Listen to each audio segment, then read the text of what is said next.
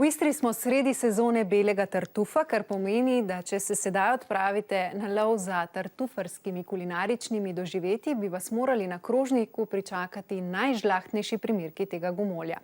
Pri tem pa je seveda treba na lov. Letošnja sezona je nekaj posebnega, saj zamuja zaradi vremena, tartufarji pa se žal ne morejo pohvaliti s presežnimi količinami. Vse to uravnava ceno na trgu, tudi pri nas je nekaj posameznikov, ki se z iskanjem tartufov ukvarjajo poklicno in poskušajo držati raven te tradicije na dostojni ravni. Z nami je predsednik Društva tartufarjev Slovenske Istre, Vinko Šavle. Dobro jutro. Dober dan. Dobrodošli pri nas. Barva ju loči. Smo rekli, da smo sredi sezone belega tartufa, prinesli ste s seboj tudi primerke črnega. Kaj je še tisto, kar dela razliko med njima? Razliko poznamo črne in bele tartufe. Razen tega, da se ločijo po barvi, najbolj važno je to, da se ločijo po okusu in po aromi. Bova povedala nekaj o tem, ko smo se nazadnje srečali tule v tem studiu, ste si izjemno močno prizadevali za to, da bi v Sloveniji, tako kot na sosednjem Hrvaškem in Italiji, stopil v veljavo zakon, ki bi zaščitil vse, ki se poklicno ukvarjate s to dejavnostjo. Se je od uveljavitve zakona leta 2011 karkoli spremenilo v praksi na bolje? Vsekakor se je spremenilo na bolje, čeprav kakšne pomanjkljivosti so še za spremeniti, vsekakor se je spremenilo na bolje. Kako se to torej kaže v praksi in kaj je še tisto, kar lahko črpamo iz izkušenj kolegov v sosednji Italiji in na Hrvaškem? Italijani imajo tradicijo lova in trgovanja s tartufi 150 let, Hrvati jih imajo 30-20. Mi nekako zamujamo s tem, ravno zaradi zakona smo imeli to zadržko. Jaz upam, da to vse, kar smo v teh zadnjih 20 letih zamudili, da bomo par letih zdaj nadoknadili. Moramo pa vseeno povedati, da je tartuf tu v slovenski Istri odvedno doma. Nekatere družine, pa tudi posamezniki si za to prizadevate in se dobesedno odpravljate na lov za tartufi. Je ta tradicija se kvalitetno prenaša iz roda v rod? Ta tradicija se vsekakor prenaša kvalitetno iz roda v rod, čeprav poznamo primere, kjer mož ženi ne pove pozicijo tartufov, oče sinu, se pravi, to je neka skrivnost tudi v družini. Italijani in Hrvati imajo to res, bom rekel, je tradicija tega, že pri Italijanih stoji nekaj let, pri Hrvatih je, bom rekel, 30-40. Čeprav na področju Slovenske Istre so tartufi odvedno. Odvedno so se pobirali, so se lovili. Tako da rad bi poudaril, da živimo na področju, kjer rastejo tartufi in da je tartuf ena pika na i, da se lahko tartuf kombinira z, bom rekel, z kulinariko, gastronomijo, identiteto tega področja, kjer živimo in da je to en plus za promocijo naših krajev. Pa se to še vedno tako dogaja, kot se nekoč, da se odpravljate na lov po noči? Ali se s časom kaj spreminja tudi tu?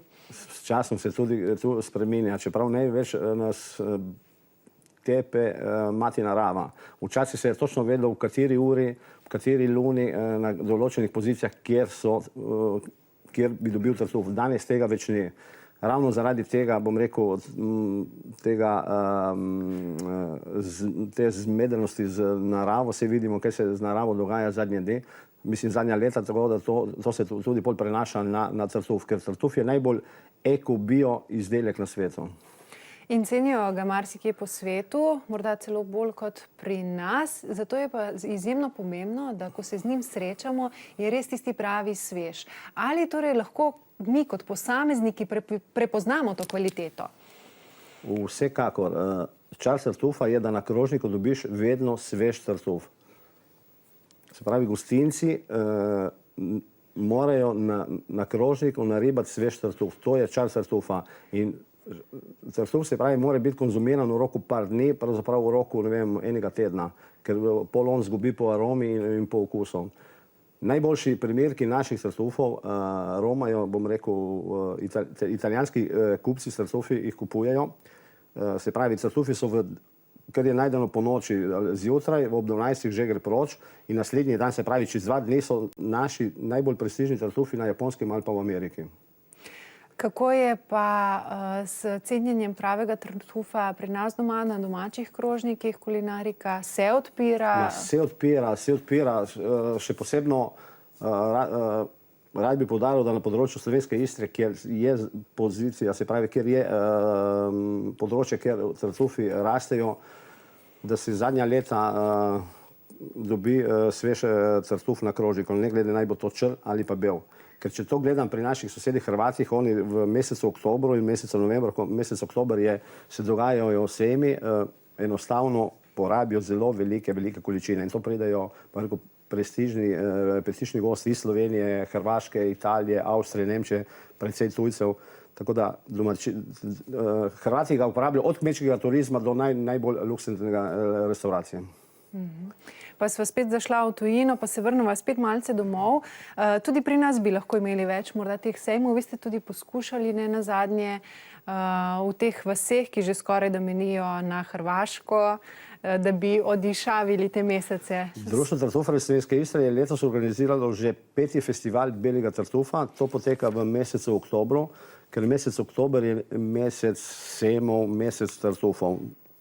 Tako da smo kar zadovoljni, čeprav, bom rekel, še dosti imamo za narediti na tem področju. Letos je bilo precej tujcev, je bilo precej obiska na tem sejmu. Jaz upam, da bo drugo leto še več.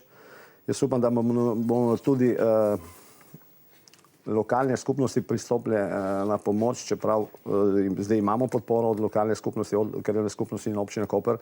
Tako da jaz vidim tu tudi en tak, bom rekel, potencial še za razvoj zaledja Slovenske Istre. Mi vam to seveda želimo, da bi strnili vrste, združili moči in se tudi s pomočjo belega in črnega tartufa predstavili širše javnosti. Hvala za tale jutranji in obisk in vse dobro. Hvala vam. Tako. Mi se pa od vas, drage gledalke in gledalci, poslavljamo. Vašo družbo si želimo seveda znova tudi v četrtek, takrat bomo z vami Primorci.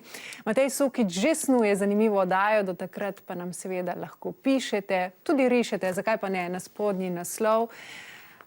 Hvala za vašo današnjo družbo. Kolegi v Ljubljani ostajajo z vami in srečno vsem skupaj.